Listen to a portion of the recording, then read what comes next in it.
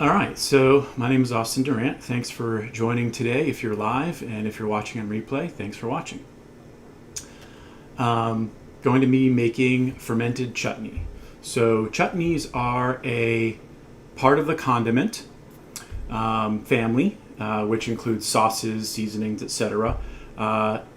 Generally, chutneys have both sweet and savory components, which is what I like about them. They have a little bit of everything. And they can be made fermented actually quite easily. So typically chutneys, as far as I know, are fruit that's cooked down first in order to make it pretty thick. And then it's usually served, well, cooked and sort of fresh, so to speak. So in this version, we're going to take fruits, and I've been playing around with both cooking and not cooking them. Just tried my first cooked batch this week. What I'll explain and kind of show you what that looks like. But essentially what you do is you take some sort of fresh fruit that's in season that has some sweetness to it, whether that's what we're going to be working with today, which is loquats, or peaches and mangoes and stone fruits are going to be coming into season here in the Northern Hemisphere, if they haven't already. And then you got berries, strawberries work great. In the fall, persimmons I've used. So something that's got a little bit of substance to it, and maybe some pectin, which kind of what helps make fruits turn into jams and things. So that's kind of what you want to think about when you're looking at what to use to make chutney. But essentially, you take some fresh fruit, chop it up, and today I'm going to be using a stick blender to help with that.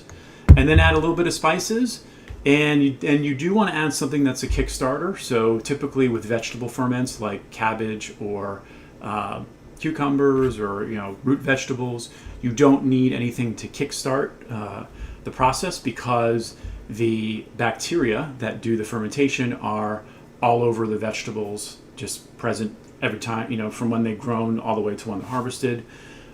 Whereas with fruits, they have much higher content of sugars, so fructose, glucose, etc. And they tend to attract yeasts instead of bacteria. So what we want to do to counter that is add a little bit of something that is bacteria rich. So today, and then there's a lot of things you can do with that. So I've got pickle brine, because I always have a jug of pickle brine left over from previous batches. You could also use kombucha. So kombucha is made from a colony of bacteria and yeast called a SCOBY. So there are living bacteria in the beverage, and this also serves as a dual acidifier, because we do also want to add a little bit of acid just for flavor to balance out the sweetness. So welcome if you're just joining. Let's see here, just doing a quick check-in. Everybody good on? Okay, sounds like you got the sounds good, looks good. Thanks. If you guys have any questions, go ahead and use the chat window, and I will periodically check in on that. So let's get down to it. Basically, what I'm going to do is start off with fresh fruits. I just picked these. I have a gigantic loquat tree. So loquat is it's fruit. It's common in, I think, Mediterranean areas. And right now, May is when April and May are when it explodes with fruit. So trying to figure out all the different ways I can use it. So chutney came to mind because fresh fruits, they're fast, etc. So a little bit more about the basics of chutney. So again, we're adding a fruit. We're adding a little bit of salt, because salt acts as a microbial inhibitor. We want to add the right amount of salt. Also, it imparts a little bit of flavor. And then whatever spices you want. So today, actually about 3 days ago, I started a batch of this loquat chutney. So I'll show you this, what it looks like. You can kind of see it's kind of bubbly. So after about 3 days, I started this on the 5th, 3 days ago. It's gotten kind of bubbly, and you can see the lid is a little bit kind of like mildly bulging. So what I'll try to do is capture. I'm going to put it right in front of the mic. I'm going to burp it. So let's listen carefully. Okay, didn't really do much, but you can see it's and smells pretty fermenty. Again, so this has been about 3 days. I'm going to switch to the overhead cam here. And it's looking good. So I'm just going to kind of visually inspect it, Now you can kind of see there's a little bit of what's called mild calm yeast, which is like just airborne yeast that are in the air. Let's see, I don't know if that's in focus or not. They tend to just be everywhere, both on the fruits and just in the air. So they're not great to consume. And so just do your best to wipe, scrape, scoop, is what I like to say, to get that top layer of yeast and sometimes mold, get that out of there. So fortunately, because this is a fast ferment, so one thing to note about fermenting with fruit is that if you let it go longer than, let's say, 4 or 5 days, then it starts to do things like make alcohol, because yeasts metabolize their food into alcohol. And conversely, the bacteria, they will make ethanol, but then they will also turn that into the various organic acids such as lactic acid. So just biochemically what's happening is the yeast create ethanol, the bacteria can take that ethanol, turn it into the various organic acids. So if we just let this go, the yeast will eventually proliferate and then take over, and what you'll have is something that kind of tastes a little bit like hooch, or just kind of a boozy aroma to it, which again is not a bad thing. It's just not really what we're going for when we're trying to make a chutney. So chutneys are used as, like I said, as a condiment. I usually will put them in next to a meat, a fish, chicken, any flesh. Also, I've been known to just put it and mix it in with yogurt. I can throw it on top of salads. If you guys have ideas for how you use chutney, go ahead and punch them in on the comments. So anyway, so this is a batch that's more or less done. I did impart 1 bay leaf in here, so I'm going to take that out, also called a laurel. Like I said, there's a little bit of the yeasty stuff, so I'm just going to be, a little bit cautious about it. Now there are ways you can mitigate any kind of interaction with the air, because that's what's happening is because all I did was use a regular lid here when I fermented, this wasn't necessarily airtight. So even though it looks pretty airtight, air was getting in and yeast cells were able to get in. So if you're really concerned about that, there are a number of airlock devices that you can put on your jar or whatever vessel that you're fermenting in, and it will basically keep the fresh oxygen or fresh air from rolling in and mitigate that. So, excuse me, but back in the day, they didn't have those fancy tools, so they just sort of dealt with what's on here. So I want to teach you how to do it the excuse me, the basic way first, and then we can graduate up to things like the airlock devices. So again, I'm just going to not be too worried about it. If you're sensitive to things like yeast, of course, take a little extra precaution. And then I'm just going to kind of stir it up here. So it smells amazing. Now this batch, which is one today, with the spice flavor. Again, a little bit of savory, sweet, salty, and spicy if you want.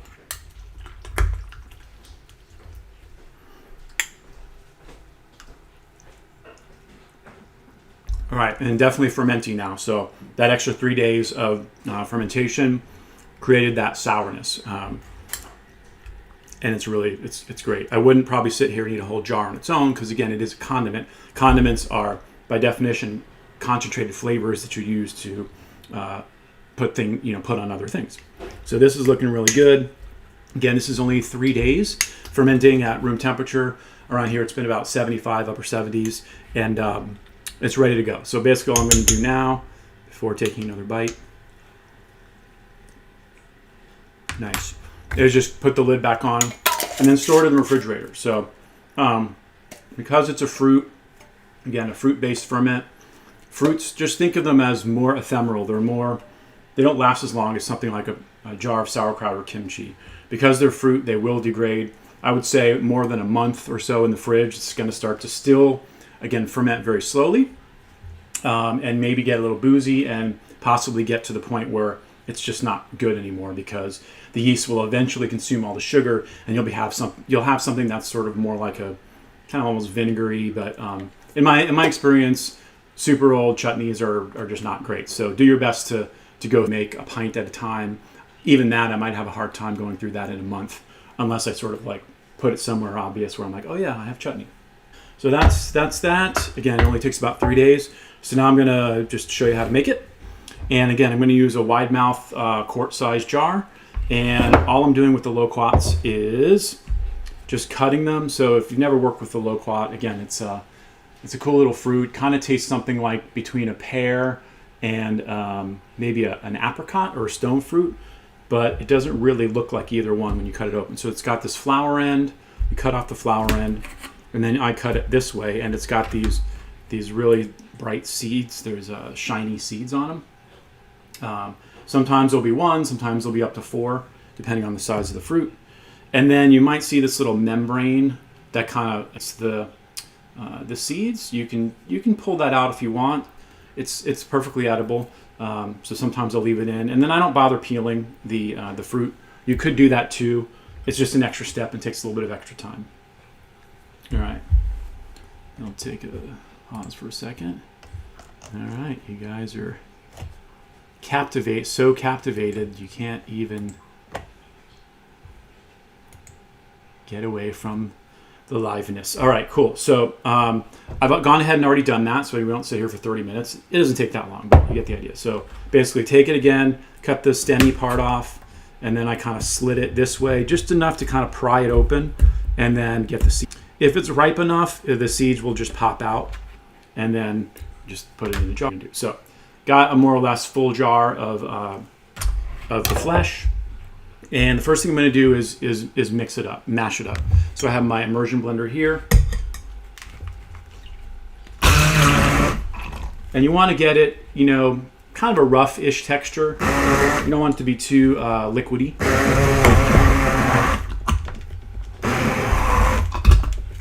And what you can also do is a combination of different textures. So I could use this, which is already pretty jammy looking. And then I can go ahead and cut a few more fruits, maybe just by hand. And what that'll do is it'll sort of make the texture a little more thick. So if I do that, get a couple more fruits. And then I'm just going to rough chop them.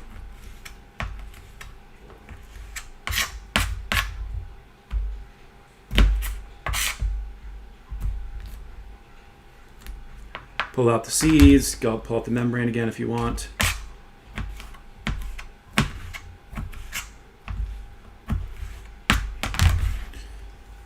Add that to the jar.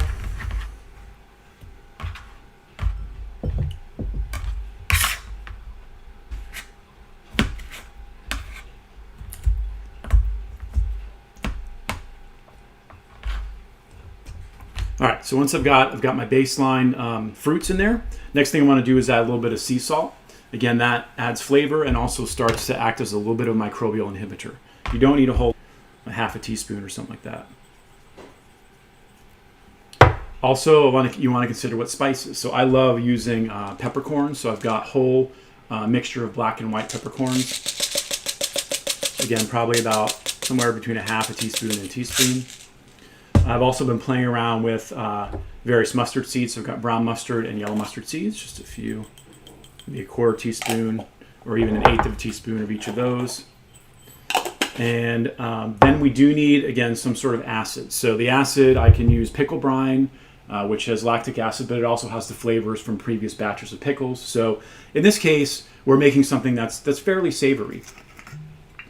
I mean, you could make keep it on the sweet side and not add anything that's too overpowering. That would make it savory, but I actually like my chutneys to be savory. All right, so we've got some pickle brine. Again, if I wanted to, I could add kombucha. This is mature, just already made kombucha. Should that, but again, I don't really need both. One or the other works fine. What else? I do like putting garlic in there. So fresh raw garlic, dicing it, mincing it up as fine as you can. That again is going to add a very unique flavor, but one that plays well with savory applications.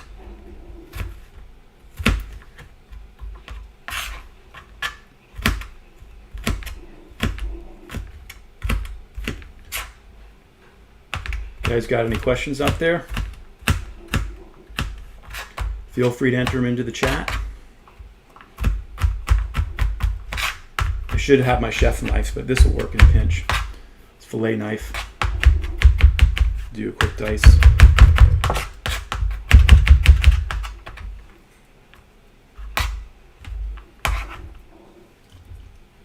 Add that to the jar. And that was just about 1 large clove. You can kind of play around with how much you want to add. And then sometimes you can add lemon juice. That can be your acid. I don't think I need that anymore. Any more acid in this. And if I'm really feeling spicy, I'll add some cayenne powder or some chili pepper. But for now, I think I like how it's spiced right now. Get those last little bits out here. All right, so now all I really need to do is just stir it up gently. And the flavors, the fermentation has already begun actually, but it'll take about 2 or 3 days. And because this is a fast ferment compared to things like kimchi and sauerkraut, I do advocate that it's okay to go ahead and put the lid, if you're using a mason jar, just go ahead and screw that right on pretty tight. Because even though pressure is going to build up, again, it's only 2 or 3 days, and then if every day you come by and just kind of like loosen the lid, and you'll hear a hiss if there's any additional carbon dioxide built up. And then, of course, as we saw a moment ago with the finished stuff, you'll see those bubbles just sort of like in the matrix of the chutney. So that's it. The other good habit I always advocate is to label your jars. So, and I always put what it is and then the start date, so that and keep an eye on things that are going on. Today is the 8th of May.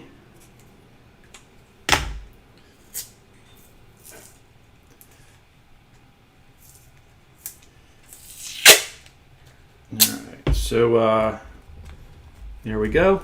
Again, set it on a shelf somewhere conspicuous where you'll see it and then come check on it in a few days. Now, that's that. I also went ahead and tried an experiment where I did take the loquats and I cooked them down first. And basically it created a much sweeter, denser texture. And then I added them to a jar using the same spices. And I haven't done this before, but it looks pretty good. So this is actually more like what you would probably call a traditional chutney, because it's kind of thicker.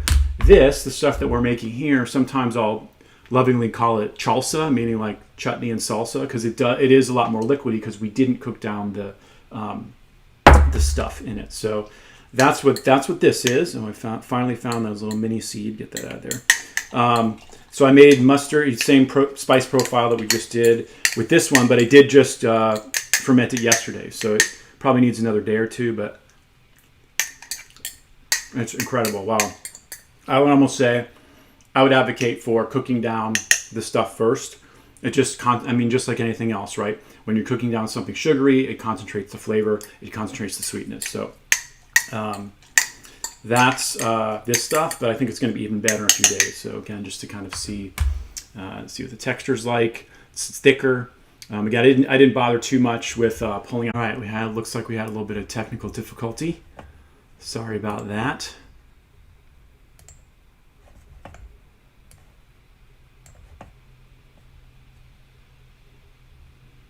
I don't know where I lost you guys, but we'll figure it out.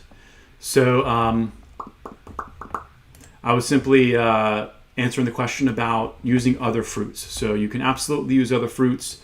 Peaches work really well. Like I said, strawberries, persimmons, all as the base fruit. And then the same kind of treatment, a little bit of acidification, a little bit of salt, some spices, and then let it ferment, again, about 3 days.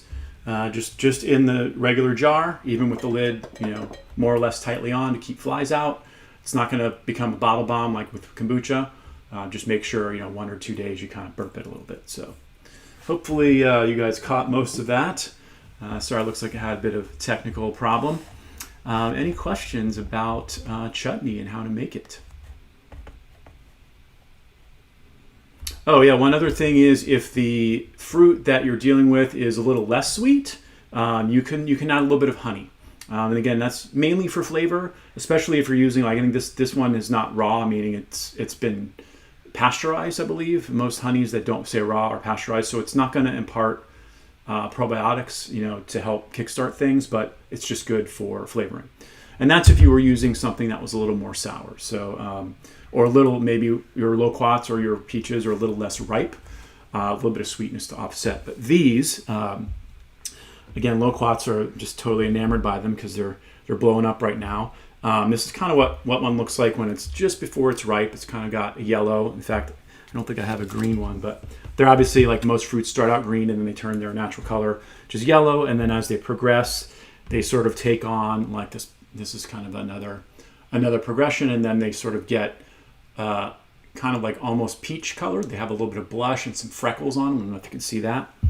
And then eventually they will start to turn pinkish, and they will start to wrinkle. And these are perfectly fine to eat too. So cool. Let's see. You guys got any? Try the. Yeah, like I said, if you don't cook it down, and you might notice again, depending on the fruit, that over the fermentation time, the jar will separate. Like the fruit will either rise to the top. I think the fruit rises to the top, and then you'll see like a layer of water underneath it. Don't freak out about that. That's fine. Just stir it up before you serve it. But again, that's where you would say, oh, isn't this really more of a salsa, fermented salsa? So if you do the cooked down version, that's less likely to happen, of course, because you're using a lot less liquid because you've cooked it out. Okay. All right. Thanks for watching. And if you have suggestions on what you would like to see in a future episode of 15-Minute Ferments, please leave a comment. Doesn't have to be live, just anytime. And just a shameless plug for Fermenters Club. So this is a blog. It's a community. It's a series of communities that I started almost 11 years ago now, 10 years ago. And our mission is to improve people's lives by teaching you how to make and enjoy fermented foods. And there's many ways to get involved. You can obviously look at our blog. You're here on our YouTube channel, so thanks for that. We also have actual communities, which I'm based in San Diego, California. So we've got basically thinking of like communities or chapters where we meet every other month or so, or every month, and we just geek out and talk about fermented foods. It's a food swap. It's a food share. Now note that this was going on years ago. So in our current lockdown environment, we've had to suspend live meetings, but hopefully by the summer or whenever the powers that be let us, we can get back to actually meeting together face to face. So if you're interested in starting a community in your part of the world, there's a link on the website that you can fill out. Just kind of tell us a little bit about yourself, and we'll get back to you. Basically, the idea is we want to be able to have these chapters all over the planet. So other things you can do, I do have an online academy called Fermenters Club Academy. If you want to take a deeper dive, go to academy.fermentersclub.com. Check those out. We've got a couple free classes on there. There's other ones that are combinations of self-paced study, as well as live, sort of where we literally, we look at each other and I see your jar and can give you some feedback. So it's kind of like, that's called a do-it-together format. Those are kind of the tools and the things that we're doing to create community. So let's see, I'll do one last check on the questions. Thank you guys for, again, guava with lots of little seeds. I haven't worked too much with those. If you would normally eat the seeds, then I would say just throw it in the salsa. But I haven't worked too much with prickly pear or guavas.